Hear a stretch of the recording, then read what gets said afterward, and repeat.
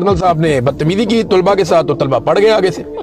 किसी ने यहाँ से कॉलर पकड़ा, किसी ने वहां से पकड़ा, तो कर्नल साहब को उन्होंने फैंटी लगानी शुरू कर दी। अब इससे पहले कि ज्यादा फैंटी लगती, कर्नल साहब की दुर्गत बनती, कर्नल साहब ने जनाब पिस्तौल निकाल लिया और पिस्तौल निकाल के सीधा कर दिया तलबा के ऊपर। फिर वो फायर करने की कोशिश करते रहे। वो तो लकी था वो तालिब इल्म जिसके पीछे ये भागे हैं मारने के लिए, कि वो उसको फायर करना चाह रहे थे और गोली चली नहीं। लेकिन फिर कर्नल साहब ने एक हवाई फायर किया, गोली चल गई। फिर उन्होंने पिस्टल का हाथ नीचे किया, फिर दोबारा ऊपर किया, फिर फायर किया, फिर गोली चल गई। जिस तरीके से इस कर्नल ने गन हैंडलिंग की है ना, इसको इस तरीके के कर्नल साहब ने बदतमीजी की तलबा के साथ, तो तलबा पड़ गए आगे से। किसी ने यहां से कॉलर पकड़ा, किसी ने वहां से पकड़ा, तो कर्नल साहब को उन्होंने फैंटी लगानी शुरू कर दी।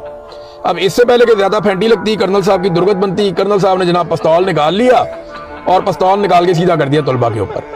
फिर वो फायर करने की कोशिश करते रहे। वो तो लकी था वो तालिब इल्म जिसके पीछे ये भागे हैं मारने के लिए, कि वो उसको फायर करना चाह रहे थे और गोली चली नहीं।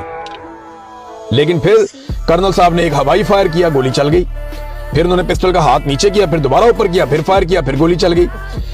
जिस तरीके से इस कर्नल ने गन हैंडलिंग की है ना, इसको इस तरीके के